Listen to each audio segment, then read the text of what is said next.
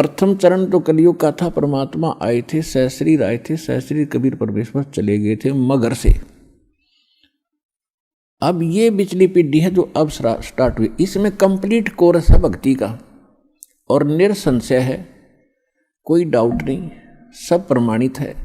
अब जो भक्ति करेंगे वो पार हो जाएंगे, मर्यादा में रहेंगे अंतिम सांस तक, वो तो सतलोक चले जाएंगे। फिर क्या होगा, 1000 वर्ष के बाद इस भक्ति में बहुत से ऐसे नालायक काल के दूत घुसेंगे, वो धीरे धीरे इनकी भक्ति खराब करवाना शुरू करेंगे।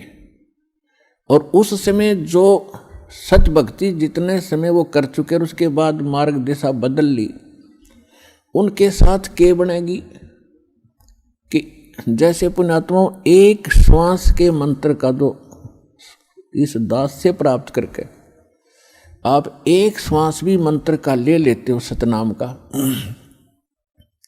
वैसे तो प्रथम मंत्र से ही आपकी गजब की कमाई शुरू हो जाती है, बहुत ज़्यादा बन जाती है।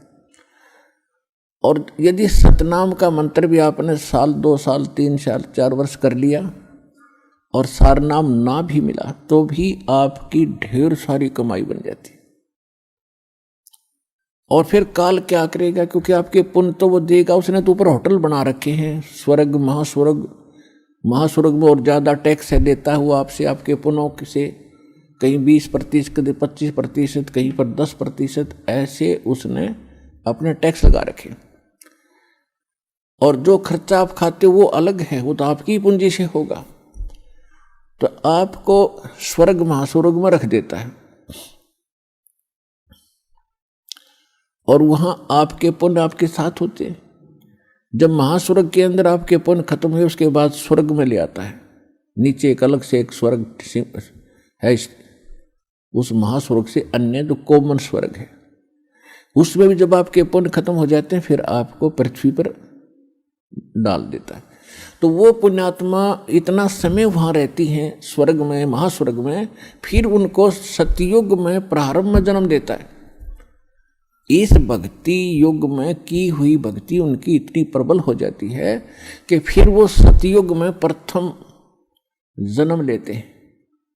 उनकी फिर भी इतनी भक्ति होती है क्योंकि सतयुग में लाखों वर्ष का जीवन होता है, एक का जीवन पूरा करते हैं इतने युग, 1-2 जीवन में वो सतयुग पूरा हो जाता है। फिर त्रेता में आते हो आप वही हो जो पहले भक्ति लगे थे, लेकिन आप फिसल गए, आप रिपट गए, विचलित हो गए किसी कारण से। और परमात्मा का विधान है, जो जन मेरी शरण है ताका हूँ मैं दास, और गेल गेल लाग्या फिरूं जब तक धरती आकाश। एक बार इस सच्चे नाम से आज कोई जुड़ जाएगा, आज उसने नाम ले लिया, कितना रोगी है और चाहे उसकी कल मृत्यु हो जा, नाम लेते भी हो जा, तो अभी परमात्मा अपने बही में लिख लेगा उस आत्मा को कि मेरी होगी भी। अपने आत्माओं हमने असंख्य जन्म बर्बाद कर दिए, असंख्य जन्म मनुष्य के खो चुके हो आप। ये पहला शरीर नहीं जागा जो आज आपका जाने वाला है, मान ले कभी भी। ये तो असंख्य बर्बाद हो लिए, तो कपड़े हैं, कुर्ते पजामे हैं, तो आपकी शरीर बॉडी ऊपर का। और इस नाम के लेते ही आपके कई सैकड़ों कुर्ते पजामे खूटियां व अलमारी में रख दिए जाते हैं। मनुष्य आज आपको नाम लेते ही और चाहे अगले पल मृत्यु हो जाती है। वैसे तो ऐसा नहीं होगा, जो सच्चे दिल से आते हैं उनको राहत मिलती है, उनका मनुष्य जीवन एक्सटेंड होता है, आयु भी बढ़ाता है परमात्मा। एक उदाहरण के लिए कहते हैं कि जो अविश्वास रूप में भी आके नाम ले लिया, अब देखेंगे किसी के कहने से आते हैं रोगी बहुत से, तो कि देख लेते हैं एक बार चल के, तो वो उनको भगवान वैसे उसको एक्सटेंड नहीं करेगा, उनका पता है कि इसको मैंने जीवन भी दे दिया, यू आगे फिर वो बकवाद करेगा। तो परमात्मा ने तो अपनी आत्मा देखनी है कि इसका उद्धार क्यों कर होगा, तो नाम लेते ही यदि उसकी मृत्यु भी होगी तो भी भगवान के अकाउंट में आ गया, और 10 महीना में फिर जन्म देकर उसको फिर बरवाला बुला लेगा, वह शुरुआत होगी उसके जीवन की। तो यहाँ आने वाले व्यक्ति को हानि कति नहीं है, और कति ज्ञान सुनकर समर्पित होगा होगे तो आपकी कैंसर का बाप भी ठीक हो जा।